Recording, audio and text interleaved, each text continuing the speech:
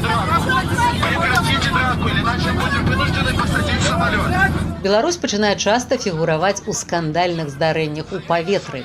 Гэтым разам за гонар Беларусі пабіліся паміж сабой грузіны. У самалёце пасажыр на падпітку абразіў беларуску, а ягоныя суайчыннікі павучылі яго ветлівасці. Беларуска ў парадку, скандалістаў Тбілісі забрала паліцыя. Колькасць авіярэйсаў з Іраку ў Менск працягвае расці. Ахвотных столькі, што самалёты памянялі на большыя. Беларускія ўлады заяўляюць, што ў Менск прылятаюць турысты, якія цікавяцца гісторыяй. Між тым, гэта ўсё мужчыны ад 30 до 50 гадоў. Мігранты з ірацкімі пашпартамі нелегальна пераходзяць праз мяжу ў Літву. Там вымушаныя былі паставіць нават намётавы гарадок. Pagal mūsų informaciją, Minske susikaupė pakankamai didelė grupė nelegalių migrantų, jinai nuolat yra papildoma atvykstančiais iš Bagdado arba Stambulo.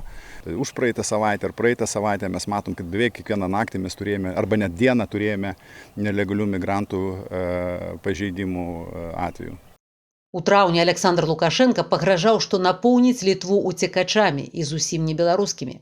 У 2018 годзе з Беларусі ў Літву пранікла 46 нелегалаў, у 2020 – 81, сёлета больш як 400. Літоўскія ўлады ўпэўненыя, што мігрантаў незаконна перавозяць з ведама афіцыйнага Менску. This is not an accident, given that there were some threats from Mr. Lukashenko, who was threatening European Union that European Union countries will be flooded with drugs and migrants. And here we go, in a couple of weeks we see a rapid increase of people who are crossing the border illegally. У Літве загаварылі пра пабудову сцяны на мяжы з Беларуссю. Прыкладны кошт эфектыўнай абароны мяжы – 15 мільёнаў еўра. Мы имеем дело с полностью агрессивно-деструктивной политикой белорусских властей, которая рассчитана только и исключительно на демонстрацию того, что Лукашенко нечего терять, и он готов применять самые абсурдные, самые деструктивные методы борьбы или противостояния с Западом. Беларускі МЗС склікаў брыфінг, дзе было паўторана, што пілёты рэйсу Ryanair па ўласным жаданні развярнулі самалёт у Менск. Дырэктар Ryanair Майкл О'Ліры абвергнуў гэта, заявіў пра ціск на капітана карабля і што пасля пасадкі невядомыя з відэакамерамі спрабавалі прымусіць экіпаж пацвердзіць на відэа, што ён добраахвотна накіраваўся ў Менск, але экіпаж адмовіўся зрабіць гэта.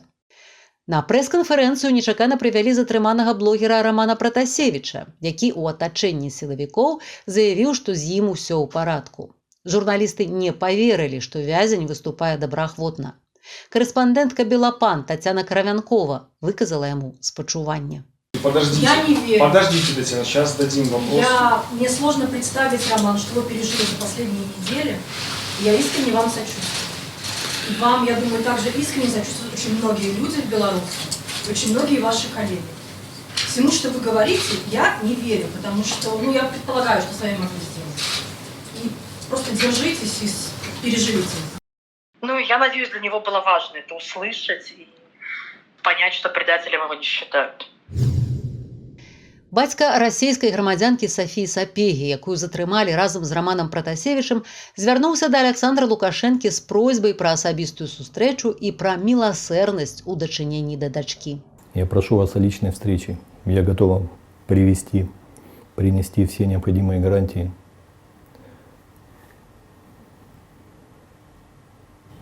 того, что моя дочь более не будет вовлечена в противоправные действия. Прошу вас, не ломайте судьбу моей дочери. Она просто маленькая девочка, которая только начинает жизнь. Міністр замежных справаў Расіі Лаўроў на сустрэчы з міністрам Беларусі Макеем выказаў спадзяванне, што сітуацыя з затрыманымі ў Беларусі расіянамі будзе неўзабаве вырашаная. Будем надеяться на то, что эта ситуация будет в скором времени разрешена.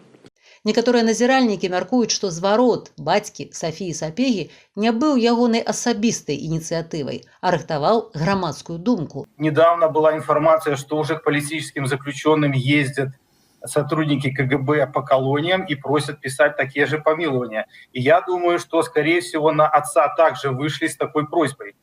Даже вот если, просмотрев этот ролик, его просьбу, то ее можно использовать в качестве пропаганды перед белорусскими гражданами, что вот посмотрите, как они себя ведут, просят помиловать. Президент США Джо Байден на сустрэчы з прэзідэнтам Расіі Владзімірам Пуціним закрануў сітуацыю ў Беларусі. And I shared our concern about Belarus. He didn't disagree with what happened. He just has a different perspective of what to do about it. Прэс-сакратар Пуціна Дмітрый Пяскоў расказаў, што ў выніку перамоваў стала ясна, што зблізіць пазіцыі па Беларусі немагчыма. З заявы Байдена вынікае, што Пуцін прызнаў наяўнасць беларускай праблемы. А і Пяскоў таму паспяшаўся абвергнуць гэта.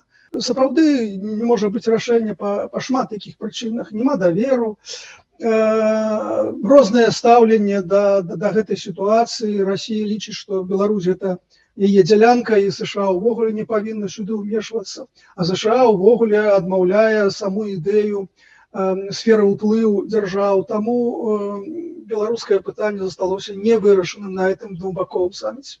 У гэтым моманце, што сітуацыя нестабільна і патрабуе нейкага вырашэння, яны сыходзяцца ў меркаваннях з Байденам, проста што ў іх розныя шляхі падыходжання да вырашэння гэтай праблемы. Колькасць палітвязняў у Беларусі дасягнула 500 чалавек. Такога ў найноўшай гісторыі краіны не было яшчэ ніколі. Стала вядома, што суд над Міколам Статкевічам, Сяргеем Ціхановскім, Ігарам Лосікам і астатнімі фігурантамі іх крымінальнай справы пачнецца 24 чэрвеня. Але іх нават не павязуць у суд, а будуць судзіць у закрытым рэжыме проста ў СІЗА Гомеля. Так судили какие-то опасные банды, то есть каких-то прям очень рецидивистов и бандитов. Но, видимо, власти, в принципе, представители силовых структур, они настолько боятся, что поддержать людей придет просто толпа желающих, что прям решили пресечь это все на корню и закрыли их всех в СИЗО. Пра Беларусь ужо год пішуць і гавораць у свеце, аднак рэальныя маштабы рэпрэсіяў уяўляюць не ўсе. Так, украінскі журналіст і тэлевядоўца Сяргей Саседаў адмовіўся ўдзельнічаць у беларускай версіі X-Factor, толькі цяпер даведаўшыся пра гвалт і рэпрэсіі ў Беларусі.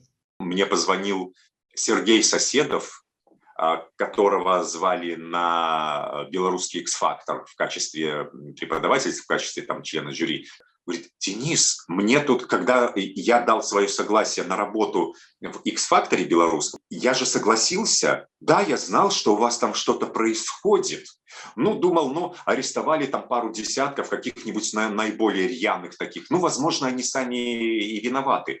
Но мне же в Инстаграм в комментариях от белорусов прилетело столько нехорошего, что я быстренько сел, начал интересоваться глубже этим вопросом и понял, что у вас, наверное, действительно там что-то плохое.